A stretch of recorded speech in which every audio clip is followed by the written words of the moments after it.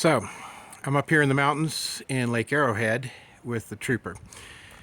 And when you look at it, notice that the body's real straight. I haven't taken the time to line up all the panels and stuff yet, but I took all the best pieces off the 86 and put it on the 89, and we got a really nice straight body.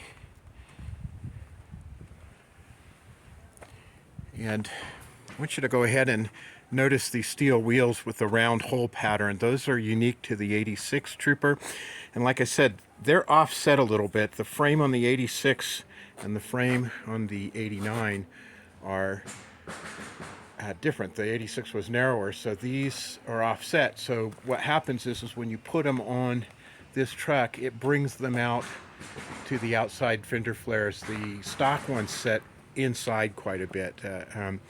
This looks a little more modern, like a modern vehicle would, and it sets a little better. And I've got a little bit bigger tire on it. They're brand new. We can take a look at those. And they've never really been driven. Put the rocker arm protectors, or the rocker plate, what is it? No, rocker panel, the part at the bottom of the door, protector there.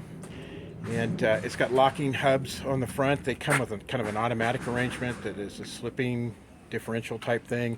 When you put these lockings on, you can lock it up, get better performance. Again, the 89 has the heavier transmission and frame. And there's the inside. It's the 5-speed. You've got your 4-wheel drive on the floor. The interior is all here for the most part. The only real funky spot is that part on the driver's seat. There are a couple holes cut in the panels in the back for speakers.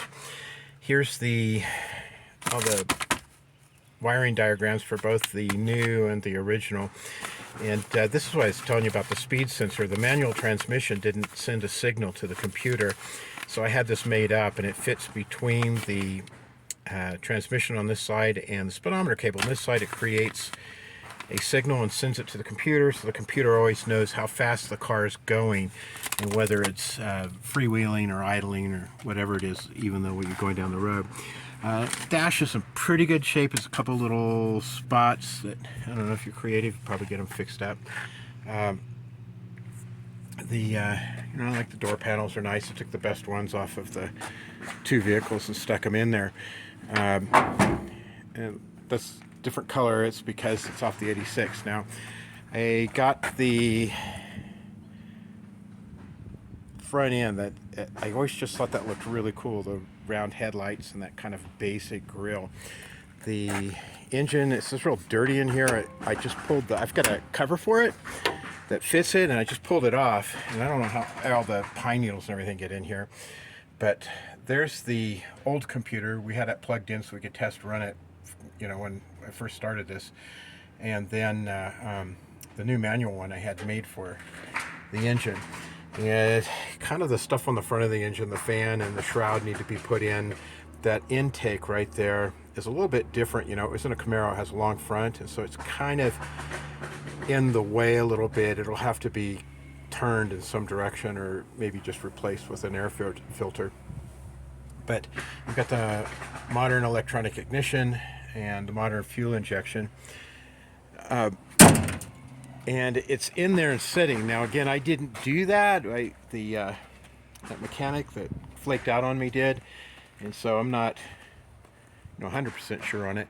In the back of the truck are a lot of the parts that came off the original engine just in case.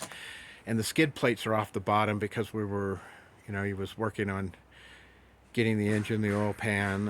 It's got a new clutch, a new pressure plate in it. Like I say, a heavy duty clutch. Everything has been programmed to match these wheels and tire diameters and the gear ratio and the differential.